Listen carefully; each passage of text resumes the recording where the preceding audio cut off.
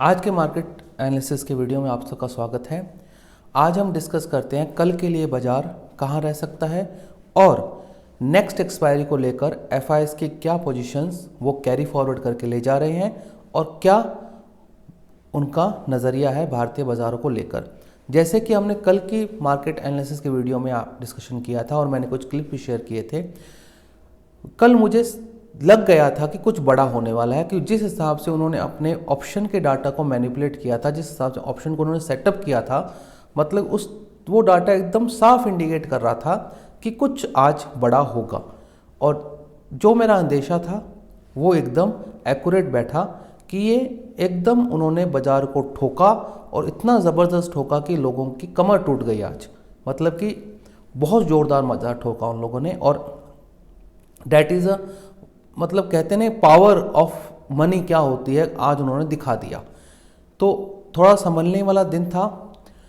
Call buyers के लिए बहुत दिक्कत थी, पुट राइटर्स के लिए बहुत दिक्कत थी, लेकिन ये कल के डाटा में एक्चुअली शो हो चुका था कि बाजार एक साइड फटेगा और बहुत जोर का फटेगा।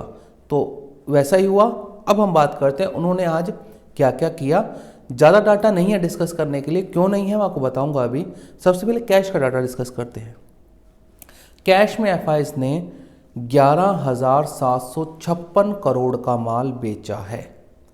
Date is approx to $1.4 billion. Debt is a huge selling. मतलब बहुत ज़्यादा सेलिंग की गई है। मतलब इस सेलिंग के बाद में अगर बाजार उठ जाए तो अपने आप में एक बड़ी चीज़ होगी। मुझे नहीं लगता थोड़े समय के लिए बाजार अब उठेगा। ये बुल तो सो गया, ये नहीं उठने वाला इस सेलिंग को देखते हुए। हाँ, पहले सेलिंग एब्जॉर्व की है, लेकिन अभी इस बाजार का सेंटीमेंट अलग है। लोगों में कैश की कमी है तो, और डीआईएस उसको मैच नहीं कर पाए। 8,718 करोड़ का माल खरीदा तो डिफरेंस आपको पता है क्लाइंट्स ने बाय किया है। इंडेक्स फ्यूचर्स ऑप्शन और स्टॉक ऑप्शंस का डाटा रीडेबल नहीं है क्योंकि एक्सपायरी थी, तो एक्सपायरी पोजीशन एक्सपायर हुई हैं, तो हम उसको कल से एनालाइज करेंगे। बट जो मैं आपको चीज़ बताने वाला हूँ, एफआईएस अपनी शुरुआत कर रहे हैं 1,18,505 कॉन्ट्रैक्ट के साथ में। नेट शॉर्ट वो इंडेक्स पर है, जो कि अभी के हिसाब से होता है 33% net short, 33% long to short ratio उनका बनता है। अब क्या हो सकता है भारतीय बाजारों में, देखिए। जैसे मैंने पहले एक दो वीडियो में डिस्कस किया था, एक मिनट, मैंने कल पहले एक दो वीडियो में डिस्कस किया था कि आप ध्यान रखिए, जहाँ से निफ्टी आईटी पलट रहा है, जहाँ से बैंक्स पलट रहे हैं, वहाँ पे बाजार को ठोक देना है अपने को। ये मैंने 2 दिन पहले ही वीडियो में डिस्कस किया है कि जहाँ पे ये पलटी मारे ना, वहाँ पे बाजार को ठोको आप। और एक चीज़ समझिए, किसी शेयर, किसी इंडेक्स, किसी ऑप्शन के साथ में आपको दिल नहीं लगाना है। इस बात का ध्यान रखिए। आपका शेयर चाहे कितना भी अच्छा है, अर्निंग नहीं दे रहा, ठोक दो उसको, बेच दो उस माल को, और बहुत है बाजार में लेने को। किसी के साथ, शेयर के साथ इमोशनल अटैच नहीं होना है, क्योंकि वो फिर फंसा देगा आपको। तो इस चीज़ का ध्यान रखिए थोड़ा सा। डाटा आज का बहुत ज़्यादा नेगेटिव है, बहुत ज़्यादा नेगेटिव है, और 1,18,000 के आसपास वो नेट शॉर्ट के साथ स्टार्ट कर रहे हैं। आज यूएस बाज़ार बंद है, लेकिन एक चीज़ जो मैं आपको बताना चाहता हूँ, एक्चुअली 2 चीज़ हैं। एक तो रूबल बहुत कमज़ोर हो रहा है, रशियन जो रूबल है बहुत कमज़ोर हो रहा है। उसका एक कारण जो है वो एक्चुअली सभी अब कंट्रीज़ है ना, चाइना और रशिया, ये खुद को ट्रंप के सामने प्रिपेयर कर रहे हैं। मतलब कि एक्चुअली क्या होता है, ट्रेड वॉर जब होता है ना, नए लोगों को तो नहीं पता होगा, जो 20 के बाद आए उनको नहीं पता ये ट्रेड वॉर का। जो ट्रंप के पुराने वाले सेशन में थे उनको पता है। ट्रंप जब ट्रेड वॉर करते हैं ना, वो सैंक्शन लगाते हैं कंट्रीज़ पर, और इसमें 2 मोस्ट कंट्रीज ज़्यादा आती है, रशिया और आपका कौन सा, ये आपका चाइना। अब क्या करते हैं ये लोग रशिया चाइना वाले, खुद को बचाने के लिए अपनी करेंसी को डीवैल्यूड कर देते हैं, करेंसी को तोड़ देते हैं। और इंडिया भी ऐसे ही करेगा। अगर इंडिया पर टैरिफ लगाए जाएंगे तो ये जो आपको 84 रुपये, अब के कारण ये भी था बाजार गिरने का कि हमारा रुपया कमज़ोर हो रहा है। अगर हमारा रुपया कमज़ोर हो रहा है तो उसमें एक सबसे बड़ी समस्या हो जाएगी, अगर ट्रंप ने थोड़े बहुत सैंक्शन भी इंडिया पे लगाए। क्योंकि देखिए समझिए, अभी मोदी जी शी जिनपिंग से मिल के आए थे, रशिया पुतिन इंडिया आने की बात हो रही है। अगर पुतिन इंडिया आते हैं तो ये बात आप मान के चलिए बाजार के लिए एकदम नेगेटिव होगा। ये जियोपॉलिटिकल और जियो डिप्लोमेसी में ये सबसे बड़ा इवेंट होगा। फायदा बहुत होगा इंडिया को, लेकिन शेयर बाजार के लिए सबसे नेगेटिव होगा। क्यों? ट्रंप सीधा इंडिया पे सैंक्शन मारेगा। अगर पुतिन इंडिया आते हैं तो इस बात का ध्यान रखिएगा, ये बहुत बड़ा नेगेटिव होगा इंडिया के लिए। तो एज अ स्टॉक मार्केट, हाँ वो क्या लेके आते हैं इंडिया या क्या एक्सचेंज होते हैं डिप्लोमेसी के अंदर, वो अलग चीज़ हो जाती है, but as per the stock market analyst ये सबसे बड़ा नेगेटिव होगा, क्योंकि वो फिर इंडियन आईटी कंपनीज के ऊपर, इंडियन मोटर व्हीकल कंपनीज के ऊपर जो आइशर मोटर बुलेट बेचती है, सबसे बड़ा नेगेटिव हो जाएगा वो। तो ना आए तो ही ठीक है, मैं तो कहता हूँ। अगर वो आते हैं रशिया, और ये एक्चुअली बता दूँ मैं आपको, ये सबसे ज़्यादा दिक्कत वाला खेल चलेगा, ये बहुत ज़्यादा समस्या हो जाएगी। क्योंकि एक्चुअली में क्या डिप्लोमेसी में आपने देखा होगा, जब मोदी जी यूक्रेन भी गए थे तो भी रशिया को दिक्कत हुई थी। अगर अब वो यहाँ पे आएंगे तो ये मान के चलिए ट्रंप को समस्या होगी ही होगी, क्योंकि ये एक्चुअली में ये फॉरेन डिप्लोमेसी बहुत कॉम्प्लिकेटेड है। यहाँ पे कोई किसी का दोस्त नहीं है, सब दुश्मनी है। तो इस बात का ध्यान रखिए। तो हमारा रुपया कमज़ोर हो रहा है, 84-50 के आसपास हो गए। मैंने पहले वीडियो में कहा था ये बढ़ रहा है, तो अब ये एक्चुअली में रूबल कमज़ोर हो रहा है। वहाँ पे एक दिन में 7% रूबल टूटा।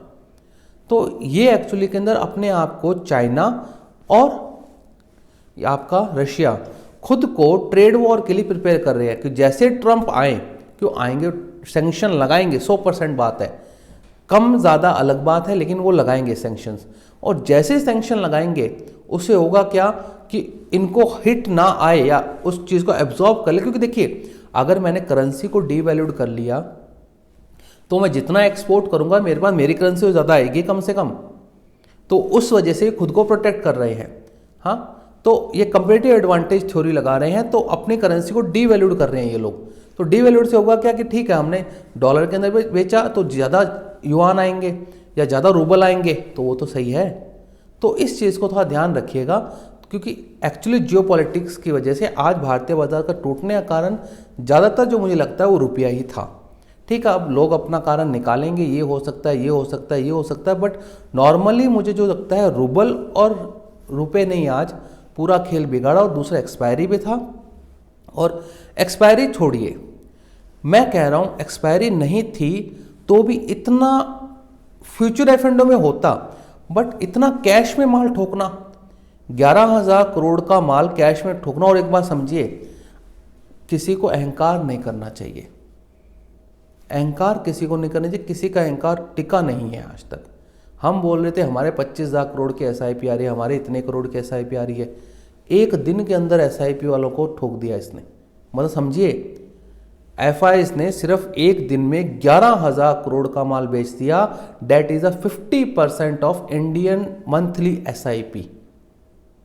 ये बहुत बड़ी बात है। मतलब जो लोग कहते हैं ना कि पैसे की जरूरत होती है, हमें दोनों हाथ मिलाने से हाथ धुलते हैं। आप ये घमंड मत कीजिए कि 24,000 करोड़ SIP का आ रहा है, इतना करोड़ SIP का आ रहा है, आप मत कीजिए घमंड। या म्यूचुअल फंड वालों में 1.5 लाख करोड़ है, अगर ये लोग 10 दिन ऐसे ही बेच दें तो उनका 1.5 लाख करोड़ खाली हो जाएगा। समझिए बात को। तो एक्चुअली में चीज़ें समझने वाली है, आंखें बंद करने से कुछ नहीं होता। और यही बात मानिए, 24-25,000 करोड़ की SIP कुछ भी नहीं है बाजार के अंदर। एक दिन में 12,000 करोड़ का माल बेचा है। Debt is 50% of the monthly SIP of India. आपके सामने डाटा है।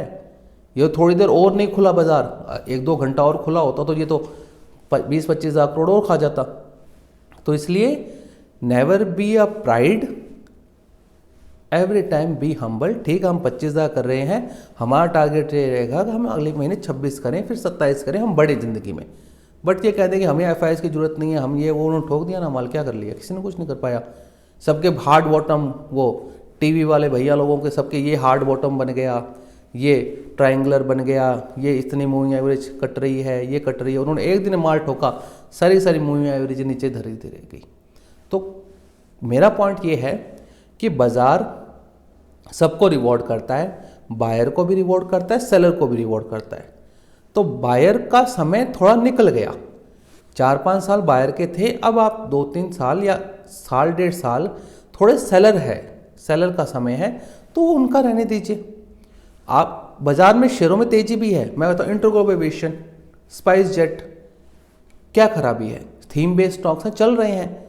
हाँ, तो कुछ स्टॉक चल भी रहे हैं, क्या दिक्कत है? लेकिन अहंकार जरूरी नहीं होता। इस वजह से मैं कहता हूँ be humble, every time be humble. You can't know what happen to you next day. और ये शेयर बाजार है, अपने शेयर बाजार के आदमी, अपने को पता है यहाँ पे राजा और रंक एक दिन में बनते हैं। That is a person becomes a king और become a poor in a one single day, एक दिन के अंदर। और एफ&ओ वाले तो 1 घंटे के अंदर, 1 घंटा भी छोड़िए। आज किसी ने अगर गौर किया होगा,